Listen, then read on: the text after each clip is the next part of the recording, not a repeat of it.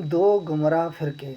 حضرت حذیفہ رضی اللہ تعالیٰ عنہ نے فرمایا، تم اپنے دین میں جو پہلی چیز گوا بیٹھو گے وہ ہے خشوع، اور جو آخری چیز تم اپنے دین میں سے گوا دو گے وہ ہے نماز اور اسلام۔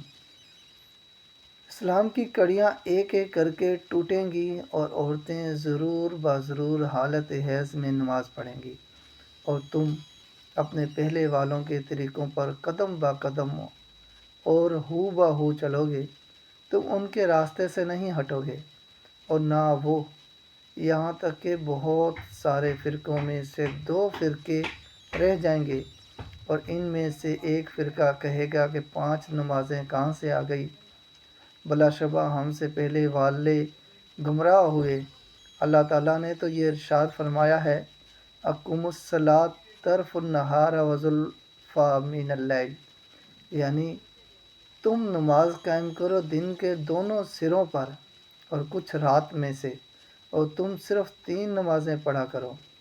اور دوسرا فرقہ یوں کہے گا، مومنین کا اللہ پر ایمان فرشتوں کے ایمان کی طرح ہے، نہ تو ہم میں کوئی کافر ہے اور نہ ہی کوئی منافق۔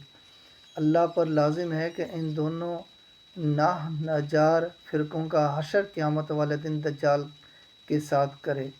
امام حاکم رحمۃ اللہ نے ان کو صحیح کہا ہے، اور امام ذہبی رحمۃ اللہ بھی اس سے اتفاق کیا ہے۔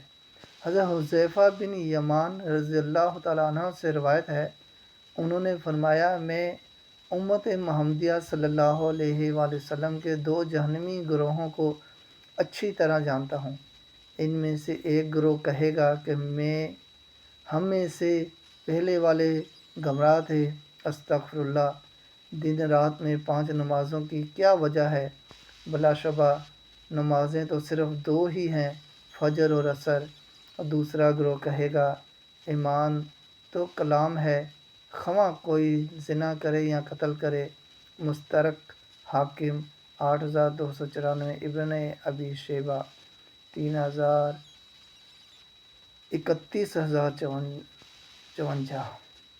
امام حاکم رحمۃ اللہ نے اس روایت کو بھی صحیح کہا ہے، اور امام ذہبی رحمۃ اللہ بھی اس سے اتفاق کرتے ہیں۔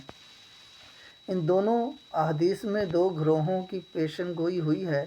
ان میں سے ایک گروہ 3 یا 2 نمازوں کا قائل ہے، اور دوسرا گروہ اس بات کا یقین رکھتا ہے کہ ایمان تو زبان سے کلمہ پڑھنے کا نام ہے، عمل سے اس کا کوئی بھی تعلق نہیں، یعنی کسی کا زنا کرنا یا کسی کو قتل کر دینا اس کے ایمان کو کچھ بھی نقصان نہیں پہنچائے گا۔ اور آج یہ دونوں گروہ بھی نہ صرف موجود ہیں بلکہ خود تو گمراہ ہیں ہی، اور دوسروں کو بھی گمراہ کر رہے ہیں، اور مشہور ٹی وی چینل اس گمراہی کو پھیلانے میں ان سے بھی آگے ہے۔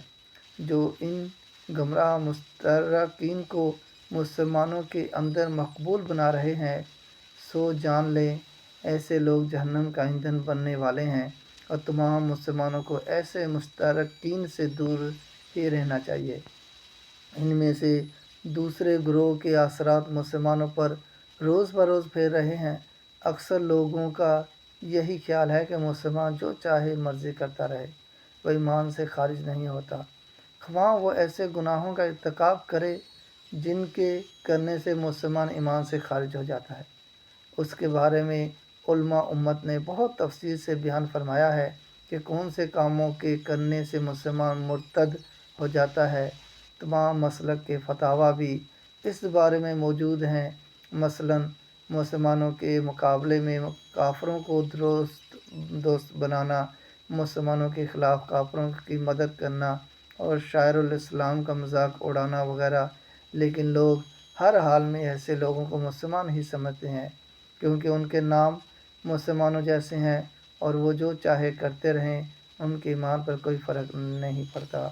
خوددارا آج بھی آپ کے پاس ٹائم ہے، اور سدھر جاؤ، سمجھ جاؤ، اور اللہ تعالیٰ کے صحیح رستے پہ چلو، اور اس کی بتائی ہوئی باتوں پر عمل کرو، اور احادیث شریف اور قرآن کو مضبوطی سے تھام لو، نبی کریم صلی اللہ علیہ وآلہ وسلم کے بتائے ہوئے طریقے پر عمل کرو، لوگوں کو دیکھا دیکھی ان کے پیچھے نہ پھرو، اپنے ایمان کی حفاظت کرو، اپنے ایمان کی حفاظت کرو، اپنے ایمان کی حفاظت کرو۔